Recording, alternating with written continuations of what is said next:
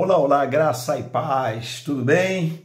Vamos a mais um vídeo, a mais uma reflexão, a mais uma palavra que com certeza vai mexer com a sua maneira de entender Bíblia, com a sua maneira de entender a palavra de Deus para melhor, logicamente.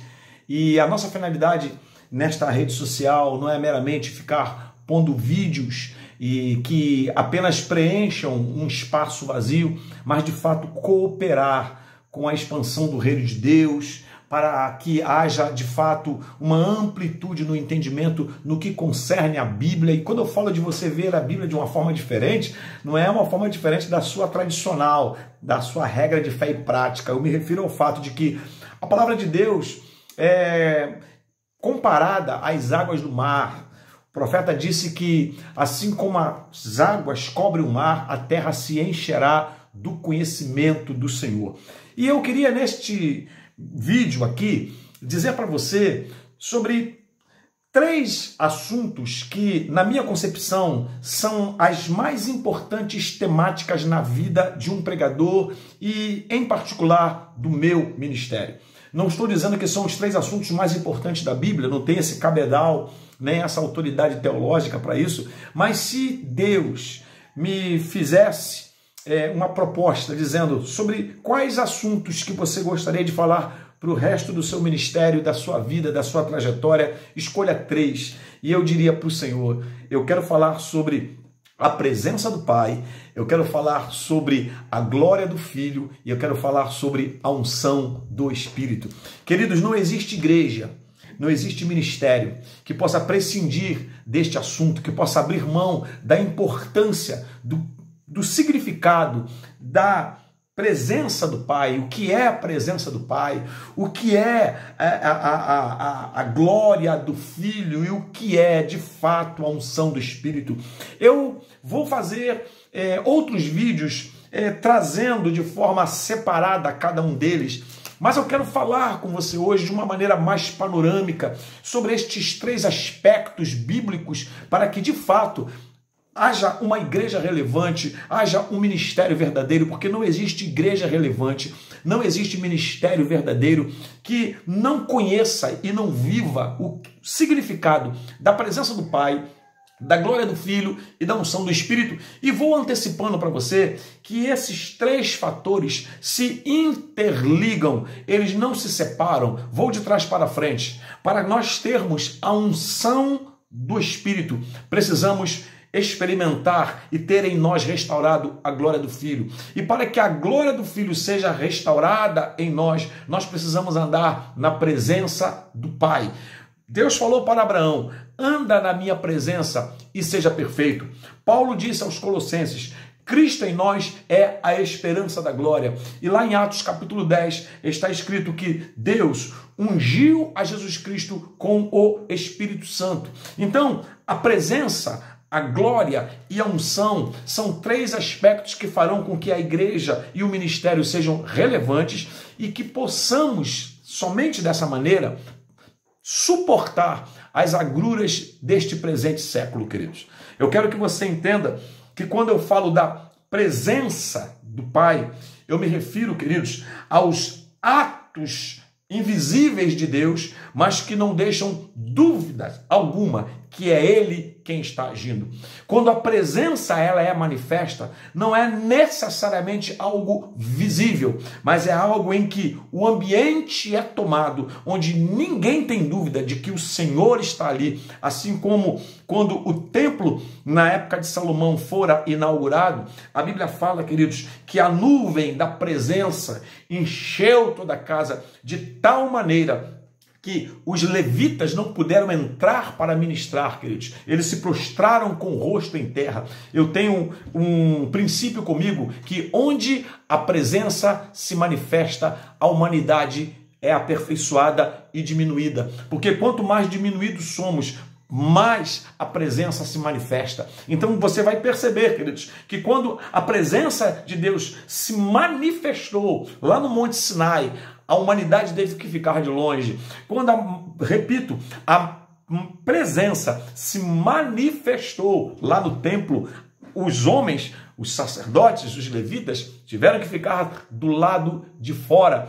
O que eu quero dizer com isso? Que quando a gente fala da presença de Deus, não estamos nos referindo, como eu já falei num vídeo anterior, a meramente um arrepio. Presença de Deus não é um sentimento. Presença de Deus é um ambiente para que a gente faça a nossa trajetória. Como disse, repito, Deus disse a Abraão: anda na minha presença e seja perfeito. O nosso aperfeiçoamento é resultado das ambiências onde nós estamos no que tange a Deus.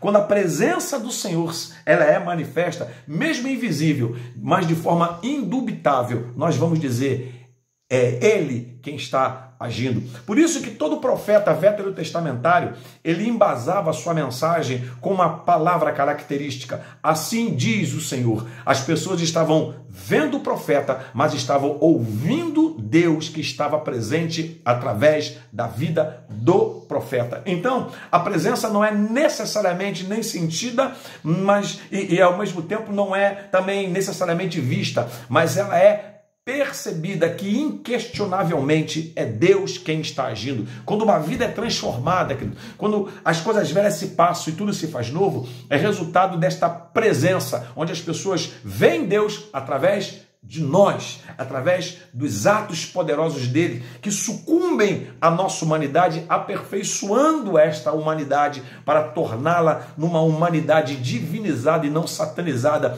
pela ausência desta presença, se você me permite usar essa expressão. Em segundo lugar, eu estou falando da glória do Filho.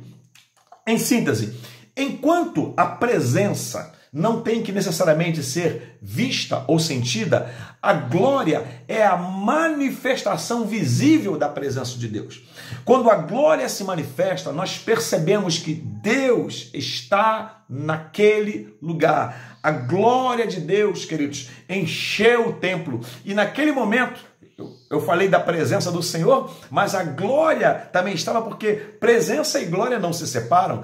A nuvem da glória encheu aquele lugar, ou seja, não se tinha dúvida de que Deus estava ali, mas ao mesmo tempo era visível que ele estava ali. Por exemplo, quando a Bíblia fala da presença de Elias e de Moisés conversando sobre a morte de Jesus no Monte da Transfiguração, a Bíblia fala que veio uma nuvem, e quando essa nuvem veio, envolveu aqueles homens que estavam ali, e a voz saiu da nuvem, ou seja, houve algo visível. Quando a glória se manifesta, nós temos uma visibilidade do que Deus está fazendo. Nós temos uma visibilidade desta manifestação de Deus. Por isso, queridos, que a glória do Senhor, ela se torna visível, como Deus ordenou a Moisés, dizendo que ele deveria dizer ao povo que o Senhor faça resplandecer o seu rosto sobre ti. Então, quando Deus se manifesta com a sua glória em nós,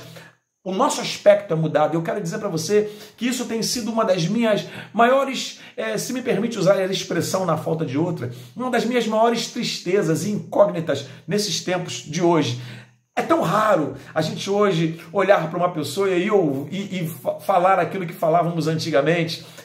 Eu vejo um brilho no teu rosto. Queridos, eu quero dizer para você que apesar de raro, ele não está ausente. O brilho da glória permanece, porque, como disse Paulo, Cristo em nós é a esperança da glória. Que Deus faça resplandecer o rosto dele sobre nós. Que os nossos cultos sejam cheios de pessoas com rostos brilhosos, porque o resultado da presença promove a manifestação da glória. Lembra-se de Moisés, que passou um tempo no monte, na presença de Deus, e quando desce deste monte, ele tinha o seu rosto tão brilhante que foi necessário colocar o véu, porque a presença de Deus faz com que a glória se estabeleça, e a glória passa a ser algo visível, passa a ser algo tangível, passa a ser algo que eu estou vendo claramente, que é Deus quem está se manifestando. Então não se esqueça, presença não é necessariamente algo que eu sinto ou que eu vejo, mas que eu tenho convicção de que é Ele que no invisível está agindo. A glória já tem a ver com o visível, tem a ver com aquilo que eu estou vendo. É Deus naquele lugar, é Deus fazendo isso, é Deus agindo dessa forma, é a glória de Deus, das pessoas olharem para a sua família, olharem para a sua igreja, olharem para o seu ministério e perceberem, eu estou vendo Deus naquele lugar, que a glória de Deus seja restaurada em nossos dias, queridos, como resultado, queridos, de nós termos voltado para a presença, não de um arrepio, mas de uma pessoa que faz com que o contexto, com que o lugar, a geografia, seja tomada pela divindade, não apenas pela humanidade. Terceiro e último, a unção do Espírito. Enquanto a presença não é necessariamente vista ou sentida, enquanto a glória ela é algo visível, queridos, a unção é algo tangível, é algo que se pode tocar, é algo que toca em cada um de nós. Por isso que a unção é simbolizada pelo óleo. Não existe óleo ungido, querido. Existem pessoas ungidas pelo óleo. O óleo é um simbolismo da presença do Espírito Santo. As pessoas costumam usar, eu peguei o óleo ungido. O ungido é quem recebe o óleo. E, queridos, ungido, vou além, não é quem recebeu um azeite sobre a cabeça. Ungido é quem foi cheio do Espírito Santo. É o maior título, se você me permite usar essa expressão, dado a Cristo. O nome Cristo é o mesmo nome que Messias. Messias no hebraico, ou Machia no hebraico, e Christos no grego. E as duas palavras significam ungido. Então, Jesus, um nome comum, Cristo, a função para a qual ele veio para agir em nossa vida. Então, Cristo, o ungido, Jesus Cristo. E ele vive em nós para nos encher desta unção. E por isso que a Bíblia fala, porão as mãos sobre os enfermos e eles serão curados.